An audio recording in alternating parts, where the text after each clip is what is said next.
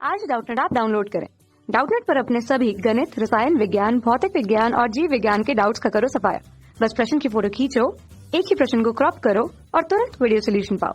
अभी डाउनलोड करें। क्वेश्चन हमें दिया हुआ है कि स्मॉल ए भुजा वाले किसी घन के एक किनारे पर एक वैद्युत आवेश क्यों रखा जाता है, तो इसके एक फलक से गुजरने वाला कुल वैद्युत फ्लक्स का मान कितना होगा, ये प्रश्न में पूछा जा रहा है। उसके मान हमारे पास विकल्प में क्यू अनुपात या Q by a epsilon naught, Q by epsilon naught a square, Q by 9 pi epsilon naught a square या क्यू बाय 24 एप्सिलॉन नॉट के रूप में मान दिया हुआ है। कौन सा मान यहाँ पर सही होगा वो हमें देखना है। तो सबसे पहले हम देख लेते हैं एक घन है और घन के एक किनारे पर या एक हिस्से पर वैद्युत आवेश क्यू रखा हुआ। सबसे पहले हमने घन लिया, घन का एक किनारा हम यहाँ पर ले लेते हैं जिस पर आवेश क्यू को वहां पर रखा हुआ मानते हैं और प्रत्येक भुजा की लंबाई इसके लिए हमें ए के रूप में दी गई। अब इसके एक फलक से गुजरने वाले वैद्युत फ्लक्स का मान अगर हमें देखना है तो हम ये मान के चलते हैं कि ये जो आवेश है अभी किसी भी बंद पृष्ठ से घिरा हुआ नहीं है।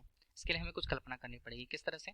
अगर हम इसे एक घन से बना हुआ माने तो इसके चारों ओर घन यहाँ पर उपस्थित होना चाहिए। कैसे हम बनाएंगे डायग्राम, देखिएगा, हम समझेंगे कैसे। अभी हमने क्या किया हुआ है, देखिए एक फलक यहाँ पर था जो हमें क्या बता रहा था, जो सामान्य रूप से एक घन था, ठीक है। घन के किनारे पर ये आवेश मौजूद होगा। अब हमने क्या किया, इसके पीछे 1, 2 और 3 यहाँ पर और हमने इसके अलावा एक घन हमारे पास था, उसके अलावा 3 घन और हमने बनाए और उसके सामने 4 घन और हमने यहाँ पर बना दिए हैं, ठीक है। तो एक तरह से ये जो क्यू आवेश है वो 8 घनों से मिलकर के मतलब यहाँ पर ढका हुआ है, या उसके लिए बंद पृष्ठ की संरचना या बंद पृष्ठ होंगे क्या, 8 यहाँ पर घन की संख्या है जो उसके लिए बंद पृष्ठ को बनाते हैं, 8 घन का समूह।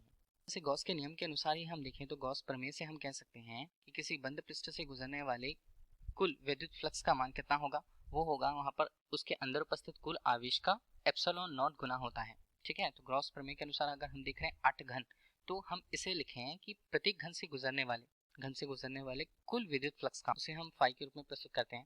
तो फाई के रूप में प्रस्तुत करेंगे तो इसका मान यहाँ पर बनेगा क्यू जो यहाँ पर आवेश है, ठीक है, कुल बटे यहाँ पर हम लिखते हैं 8 घन जो थे उनके अनुपात के रूप में, तो 1/8 क्यू बटे एप्सिलॉन नॉट होगा। क्यों? हमने प्रत्येक घन से गुजरने वाले विद्युत फ्लक्स के मान की गणना करी, क्योंकि यहाँ पर 8 घन का जो समूह होता है वो बंद पृष्ठ का निर्माण कर रहा था।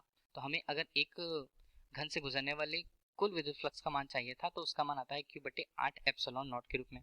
अब देखिए क्वेश्चन पे बोला क्या है, क्वेश्चन में बोला है इसके एक फलक से गुजरने वाले वैद्युत फ्लक्स का मान कितना होगा। ध्यान दीजिए, समझाते हुए हम अगर बात को देखें तो क्यू का मान हम देख रहे हैं, ठीक है। क्यू यहाँ पर है, क्यू के साथ जुड़े हुए 3 फलक हैं। अगर हम उसे समझाएं तो देखिए इसे अलग से हम बनाएंगे। देखिए ये आवेश अगर हमारे पास यहाँ पर क्यू के रूप में है तो इससे जुड़े हुए फलक कौन कौन से हुए, ये फलक हुआ, इससे जुड़ा हुआ फलक, एक और फलक ये दिख रहा है हमें। इसके अलावा ये नीचे का जो फलक है ये 3 फलक, तीनों फलकों से होकर गुजरने वाले फ्लक्स का मान यहाँ पर 0 होगा। बचे कितने, यहाँ के अलावा फिर बचते हैं वहां पर 3 और फलक। कौन कौन से? ये फलक हमें दिख रहा है 1 के रूप में, ये फलक जो दिख रहा है वो 2 के रूप में है और एक फलक तीसरी तरफ हमें दिख रहा है, तो 3 फलक यहाँ पर मौजूद हैं। चूंकि 3 फलक जो उसके साथ जुड़े हुए हैं, क्यू के साथ 3 फलक जो जुड़े हुए हैं जिन्हें हमने बताया, तो वे क्या होते हैं, विद्युत फ्लक्स के समानांतर होते हैं। तो जो यहाँ पे फल सदिश है वो समानांतर होंगे तो विद्युत फ्लक्स का मान यहाँ पर 0 होगा।